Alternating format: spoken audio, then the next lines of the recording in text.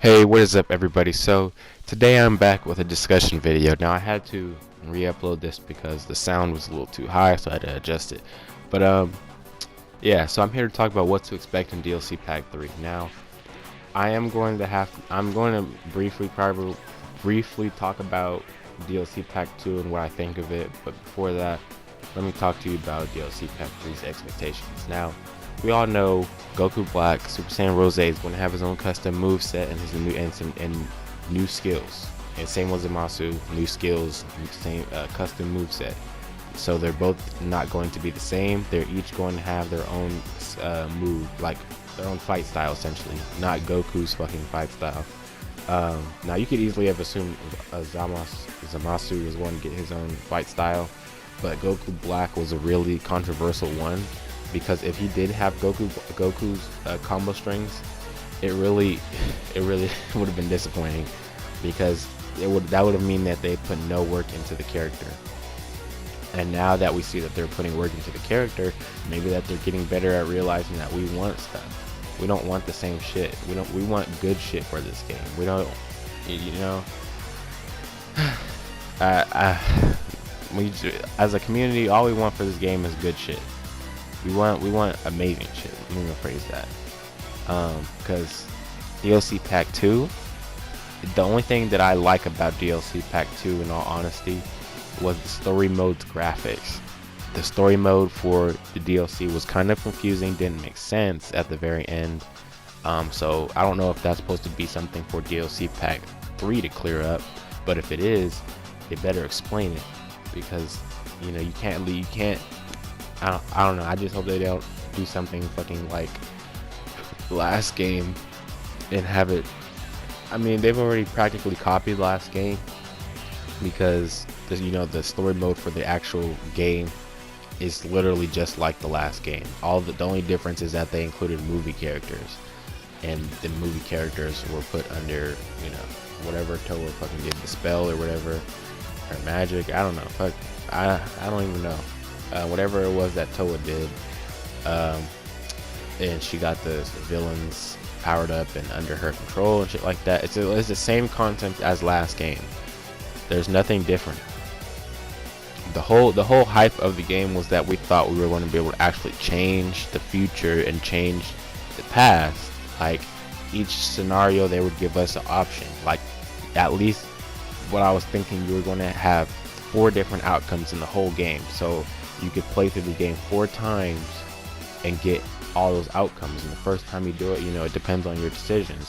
Do you want to save Vegeta, or do you want to save Goku, or do you want to be bad and you want to help Frieza? Shit like that. It can really help. Like, if they just listened and just I don't know, because you see that they copied a lot of the modules. They put in a lot of they put in some cutscenes from Xenoverse 1 into Xenoverse 2. You can clearly see that.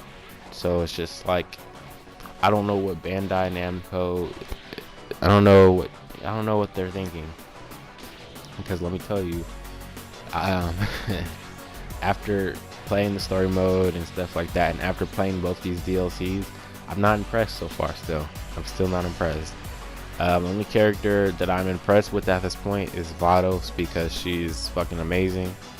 Maybe her hit range could be a little bit better, like almost like Whis', or just like Whis', but I can deal with it. Now Champa, on the other hand, I don't even know why they fucking put him I don't even know why they put him in the game. At this point, I was preferring Botamo or fucking Vegeta over him. Even though they can't put Miguel into the game because of the character module, I preferred that more, because Champa was just a letdown. His combos, I understand that there's not much that they can do with Champa because there's not much in the manga, but then why choose that Why choose that? You guys could have done so much more. Like, I understand you guys want to keep up with the anime, but you guys aren't going to be able to keep up with the anime because you guys are so late. Like, if you guys had probably developed the game a little bit later and you guys released it in December or released it this year, or well, no, actually they had to release it in 2016, so probably December, but still there's a lot of things that they could have included. I'm gonna say, for example, the Dragon Ball wishes. Why would I have wanted to fucking wish for Omega Shenron, or was it Nova Shenron, Ice Shenron, and I think it was Omega Shenron? Why would I want to wish for those characters again after we already wished for them in Xenoverse 1? Like, you guys could have easily just put in Baby Vegeta and made it, like, giving us a surprise. Baby Vegeta over fucking Ice Shenron. I prefer that. Baby Vegeta would have been so much better. And then you guys could have done other characters like fucking what's his name? I forgot his name already. But you guys could have done some really like original shit instead of fucking just deciding to copy a last game and make it easy for yourselves. You know, I don't know what they were listening to and what fans they were listening to, but even though over in Japan GT is not popular, GT is pretty popular over here. So I don't know what they were thinking, but I mean, like I said, they could have added in other characters. Oh, I remember the name now. They could have put in fucking Super Android 13 into the game. They could have put Bio Broly into the game. You know, fucking. There's so much shit that they could have done. It's just like, why? You know, this game is meant to be something that they can do to. They can do so much more. They could have went out into fandoms. And grab different stuff like Zycore, for example. That's a huge one. Zycore. They could have done so much more, but they didn't. That's the problem, and that's the problem that I'm having with DLCs these days for this game. Because if DLC Pack 3 turns out to be a letdown, and they give us Goku Black and Zamasu, who are probably going to be the main catalyst and the reason why the game is probably sticking around. After that, it's just like, is the rest of the DLC going to be good or not? Because honestly, I kind of see the pattern with the DLC now, with the parallel quest wise. They give you 3 parallel quests. 2 of the parallel quests are actually centered around the DLC's characters, while the while one of the parallel quests always has villainous characters in it. So, like, for example, DLC Pack 1, there was one parallel quest where you had to fight 3 or 5 villainous characters, and you just got hit and Kaba and Frost as team members. And that's kind of the same thing in this aspect, except only at the very end you fight Champa himself. That's kind of ass parallel quest to me. Like, be more original. Don't just try to add in villainous characters every time. That gets kind of like annoying and petty, you know. Yeah, see, I'm not trying to be off topic or anything, but that's just what I think about the DLCs these days. And I honestly, at this point, I'm thinking that DLC Pack 3 is going to be the same. The only difference is that it's going to be Goku Black, Super Saiyan Rose, and Zamasu are what people just really want to play as. I don't think people are going to be as interested in playing fucking story mode because, you know, they got the characters they really wanted. So at this point, I mean, you can honestly just assume that the DLC might turn out like this one.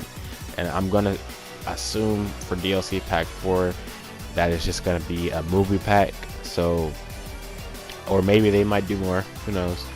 BoJack is obviously confirmed. Unless BoJack's coming for this 3rd DLC, I'd be fine with that. Getting 3 characters instead of 2.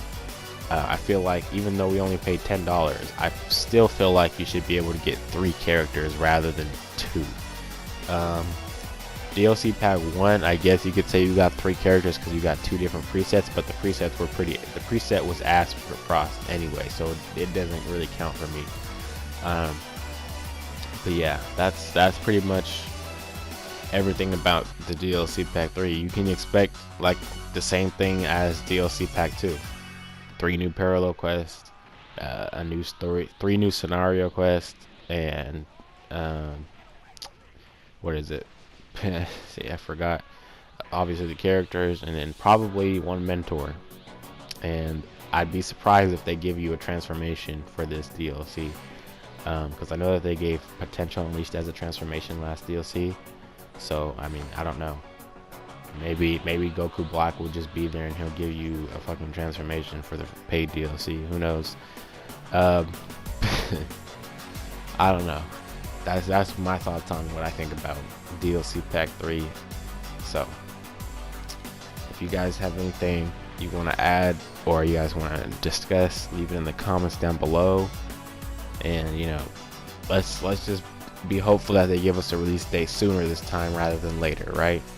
But anyway, I hope you guys enjoyed this video, and I'll see you in the next one.